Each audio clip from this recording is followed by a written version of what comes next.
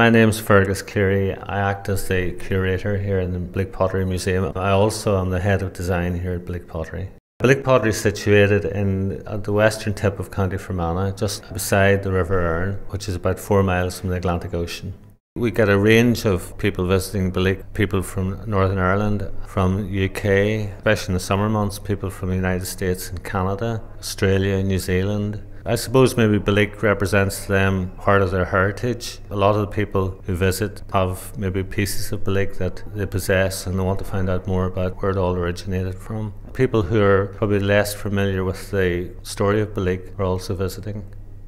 In the Belleek Pottery Museum we have a range of displays which explain the history of Belleek right from the very beginnings to the present day, and I'm going to show you around some of the cabinets now. First cabinet here is showing some of the very early Belleek production, which would have really consisted of very domestic kitchenware, and here you see very simple bowls and pots and containers that were produced probably in the early 1860s, where people were learning the business of making pottery. Here in this cabinet we see sort of more decorative earthenware which would have been produced for the houses of the wealthy. The decoration ranged really from very plain white to a variety of colour schemes. Probably the most elaborate then got decorated in gold and banded in colour. The next cabinet now shows really where Belleek made the breakthrough. Production then became very exclusive and very sought after, and here we see some of the very early Belleek Perrion production. Now, Perrion is a type of porcelain which was very popular from the 1840s onwards, and Belleek made this type of porcelain their own and created a lot of products that would not have been made by other potteries, such as the lattice baskets, and here we see an early example of the lattice basket.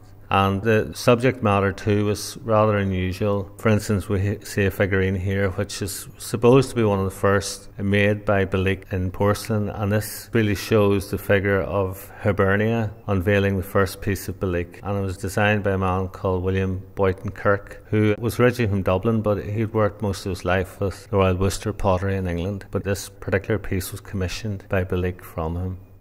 We're moving over now to the central display, and this is probably the largest figurine made by Belleek, called the Prisoner of Love. The original marble figurine was designed by a man called Giovanni Fontana, who was Italian, came to London in the 1840s and worked from London and sculpted a lot of pieces for the potteries. Belleek made this piece for the 1872 exhibition. It was reckoned to be one of the finest pieces ever produced by Belleek.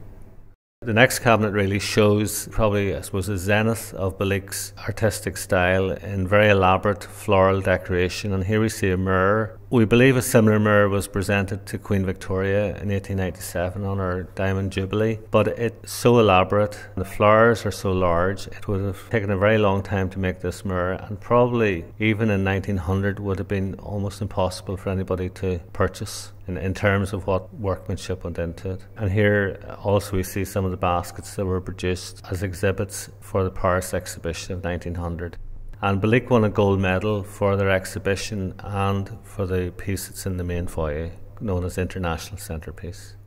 This cabinet here is showing the technique of print and fill, and this is a very early technique used by Belleek, which is now no longer used because it's been superseded by more colour printing. The technique is very simple in the sense that it was just an ordinary black outline print put on a plate, for instance, and then it was coloured in by hand. This was a very meticulous and very fine work, but obviously it was quite expensive, and as I say, it has now been superseded by more cost-effective processes. Our second section of the museum shows catalogues produced by Belleek, and the first catalogue was in 1904, which featured a lot of decorative pieces. Some of these would have been produced long before 1904, but the 1904 catalogue is the first catalogue that shows the full extent of Belleek's production.